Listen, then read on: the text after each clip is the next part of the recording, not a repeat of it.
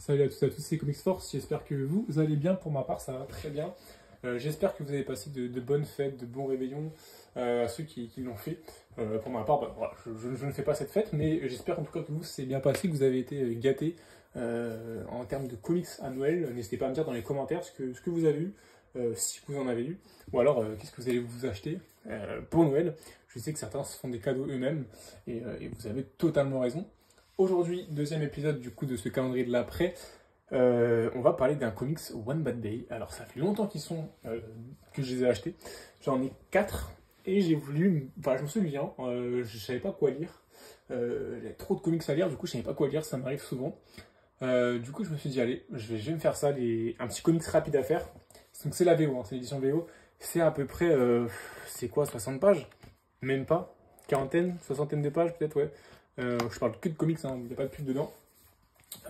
Et c'est super, c'est vraiment super. Alors, est-ce que c'est une collection que je recommande à tout le monde? Je ne sais pas.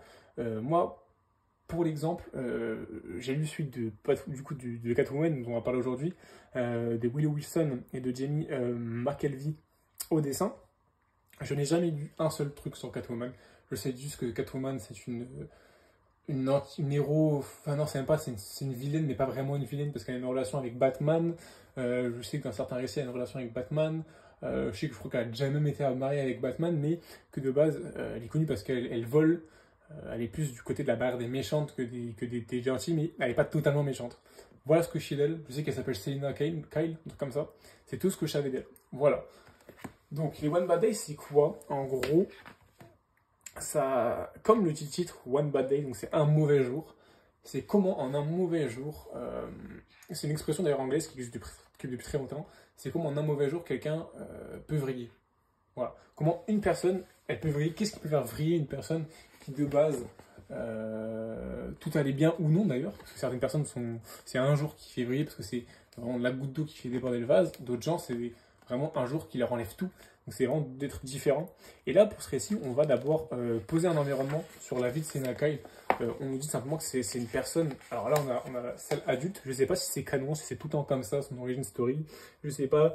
C'est pour quelqu'un qui lit beaucoup de comics. C'est intéressant, je ne pense pas. Parce que je pense que ça va juste être une histoire parmi tant d'autres. Bon, un peu un truc du déjà vu, quand vous lisez souvent du Batman en tout cas, ou du Catwoman tout court. Je pense par contre, comme si vous êtes comme moi, vous n'avez jamais vu de Catwoman, c'est super intéressant. En tout cas pour ce Catwoman-là, pour les autres One Bad Day, je sais pas. Bon, en tout cas pour celui-là, c'est ça. Alors déjà, c'est bien dessiné. C'est un peu numérique, je trouve. Mais c'est bien dessiné. On voit Selina Kyle, du coup. Voilà, on voit son appartement avec évidemment tout le temps beaucoup de références au chat. C'est normal, c'est l'animal un peu totem, littéralement, de Catwoman, c'est dans le nom. On voit du coup une ville de Gotham un peu plus lumineuse que d'habitude, mais toujours en conflit. On voit que ça parle beaucoup d'argent. On voit une origin story, surtout on nous raconte que Selina Kyle vient d'une famille très pauvre, où voilà, par exemple sa mère, on voit, ça parle d'un bijou en fait, si vous voulez, d'un bijou qui a été... il y a tout un mystère de ce bijou qui de base a une énorme valeur, mais qui du coup a été repris par quelqu'un qui pensait que c'était du faux, mais au final on ne savait pas si c'était du faux ou pas. Il y a toute une histoire autour de ce bijou-là. En tout cas, on voit cette Catwoman-là avec sa sœur et sa mère être dans la pauvreté, voir ses parents s'arracher. On sent que voilà, Selina, c'est une personne qui a toujours vécu dans la pauvreté et qui a sûrement peur de la pauvreté, d'où notamment, mon avis, comme elle le dit d'ailleurs, d'où le fait qu'elle vole pour du coup, éviter la pauvreté et pour, comme elle le parle, la société pour elle n'est pas juste. Tout n'est pas juste dans cette société, malheureusement. Des gens qui méritent de l'argent n'en ont pas, des gens qui ne méritent pas d'argent en ont. Malheureusement, il ne faut pas attendre que la justice soit faite. On sent que voilà, c'est une personnage qui souffre de cette justice de Gotham qui n'est pas claire, qui n'est pas bonne, et même de la vie en général, où la vie en tout cas n'est pas toujours juste pour les gens. Et c'est un sujet qui est abordé parce qu'on sent que c'est un sujet qui touche ce personnage-là. Du coup, forcément, qui dit... Alors, on voit c'est une action qui sont très belles, c'est bien dessiné, ça se lit plutôt vite, je trouve. Moi, j'ai lu ça en 1 heure, je crois. Pas besoin d'avoir un bon anglais, je pense, pour lire ça. En tout cas, c'est aussi disponible en français, même si je trouve qu'en français, c'est un peu cher. En tout cas, c'est de l'anglais assez simple, je trouve. Du coup, c'est Selina qui va se rendre une sorte de mise en enchère avec plusieurs bijoux, dont celui-là qu'elle veut récupérer des années plus tard parce qu'elle sait que sa mère s'est fait arnaquer, et elle veut le récupérer pour justement rendre à César ce qui est à César, on va dire. Et on voit du coup ce contraste entre Catwoman et Selena qui est très bien représentée de manière pas forcément sexy de manière vulgaire, mais sexy de manière élégante, belle, je trouve. Pour le coup, on a un personnage qu'on reverra plus tard. C'est bien dessiné. Alors, comme j'ai dit, hein, pour moi, c'est un peu trop numérique. Je trouve que c'est très numérique. Ça passe pour du numérique, mais parfois, ça m'a un peu dérangé. Alors, ça tombe, c'est même pas numérique, mais pour moi, ça l'est vraiment. En tout cas, il y a un style de dessin qui est assez particulier, je trouve. Mais ça reste très, très joli. Globalement, ça reste plutôt joli. On a, je trouve, tous les codes. Enfin, tout ce qu'on veut voir dans du Catwoman, je trouve qu'on les voit, de l'action, du vol, de la vie personnelle, parce que c'est toujours intéressant de voir la vie personnelle, notamment des super vilains. On a ce truc un peu à la, j'allais dire Arsène Lupin, c'est pas forcément la bonne rêve, mais ce truc de vol, en fait, voilà, on va un bijou, on va le voler, on voit de quelle manière elle l'a fait, de manière plutôt utile. On voit le côté Catwoman, on voit que c'est pas une méchante foncièrement, c'est pas manichéen en fait, c'est pas juste elle est méchante et elle vole aux gentils, c'est non, elle vole aux gens qui ne sont pas forcément si gentils que ça, c'est plus des arnaqueurs, ou elle veut voler, mais pas que pour avoir de l'argent. On voit que directement quand elle a volé son truc, elle va appeler sa sœur qui est, alors je sais pas si de manière de situation précaire, mais en tout cas elle est caissière, donc c'est pas forcément le meilleur des tafs, sans offenser ceux qui font ce taf là, hein, mais évidemment. On voit qu'elle galère un peu dans sa vie. Et c'est vrai que voilà, c'est un personnage un peu torturé, notamment par l'argent. On sent que c'est un sujet chez elle qui a été sensible, notamment à un moment. Mais on sent que c'est pas quelqu'un de mauvais en fait. Même quand on vole, quand elle vole, en fait, la manière dont est tournée l'histoire, elle est pas vue comme une vilaine en fait. Elle est même limite vue comme la bonne personne de l'histoire. De toute cette histoire, elle est vue comme la bonne personne. Et c'est ça où je trouve que c'est bien tourné. Parce que vu que c'était qu'une collection sur les super biens, je me suis dit, bon, on va voir le jour où ça a dérapé, ou une origin story, ou une histoire avec des flashbacks notamment. C'est pour ça que là, c'est un One Bad Day. On va voir une histoire où, bon, on va montrer qu'elle est vilaine, qu'elle a craqué, ou que c'est là où elle a fait son grand délit, ou qu'elle est un peu impardonnable et tout.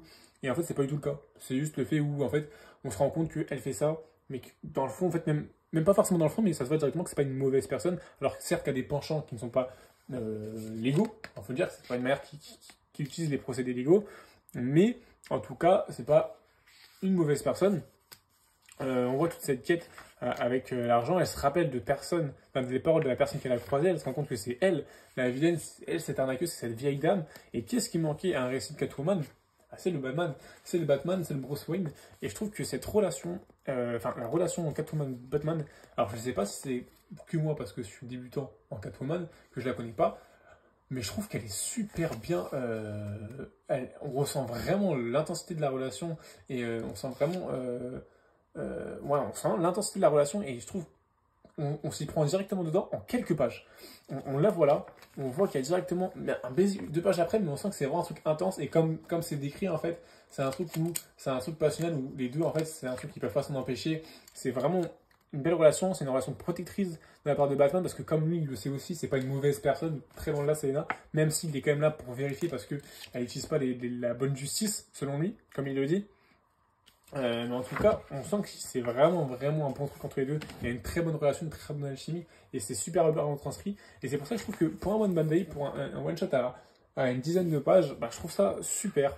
Je trouve ça vraiment super. On a évidemment la petite scène d'action, la petite scène de combat, il en faut une. Je pense que ça va être comme ça dans tous les One Bad Day, il faut une scène de combat. Et là, c'est contre une vieille dame où Catwoman se met mettre un peu à l'amende, mais après, c'est une vieille dame un peu boostée, hein, un peu fort, je trouve, pour une vieille dame. Et on se rend compte, comme l'a dit Batman, que c'est pas juste une voleuse, c'est pas juste une vieille dame, c'est quelqu'un qu'il faut se méfier. Et la finalité, parce que c'est pas une super héroïne, la finalité c'est pas elle va mettre derrière cette personne dans les barreaux, enfin derrière les barreaux cette personne, non, on s'en fout, on parle de Catwoman qui a essayé de régler ses comptes par vengeance, parce qu'elle aime pas se faire avoir et tout, et voilà, elle a subi une petite leçon de morale on va dire à la fin, et voilà, l'histoire s'arrête là, et là je trouve ça vraiment intéressant. Bon évidemment il y a encore une petite histoire après avec sa sœur au téléphone, mais c'est ça que j'ai bien aimé, c'est qu'on va pas mettre une histoire classique. J'avais peur qu'à la fin ils me disent bon ok, ils l'ont attrapé, en fait elle a juste aidé à résoudre un crime. Je sais pas, mais du coup je vois pas trop l'intérêt de faire ça pour Catwoman. Là je trouve que ça se finit plutôt bien. même s'ils n'ont pas résolu le problème. Et c'est ça que j'aime, parce qu'on n'est pas là pour résoudre un problème, on n'est pas sur un comics Batman, on est sur un comics Catwoman. En tout cas, je trouve ça vraiment sympa, c'est très sympa à lire, c'est pas un comics qui va vous faire craquer le cerveau, c'est un truc très cool, très chill à lire. Si vous, c'est un truc où voilà, vous avez vu une grosse lecture, vous lisez ça entre deux, c'est super. C'est vraiment super, c'est pas long, c'est pas prise de tête, c'est pas un récit profond mentalement, mais c'est un truc cool, c'est chill, c'est intéressant d'avoir ça. Si on a ça pour chaque personnage, c'est cool. En VF ou en VO, si vous pouvez offrir un truc, vous savez pas quoi offrir, un petit one shot tranquille, ça c'est tout parfait, c'est vraiment le one shot tranquille, le one shot parfait. Voilà, en tout cas ce que j'ai pensé de ce One Bad Day de Catwoman, j'espère que les autres seront bien. J'en ai 3 autres, je ne sais pas si je vais tous vous les faire en chronique, notamment pour le calendrier de l'avant, enfin de l'après du coup, je pense pas. Mais en tout cas voilà, j'espère que la vidéo vous aura plu. Je vous remercie d'avoir regardé cette vidéo jusqu'à la fin, s'il y en a encore. N'hésitez pas à vous abonner, liker ou commenter, comme je l'ai dit, pour me dire un peu ce que vous avez eu à Noël. Et même si vous avez lu ce récit, ce que vous en avez pensé. Et sur ce, je vous souhaite une très bonne soirée et surtout très très bonne lecture.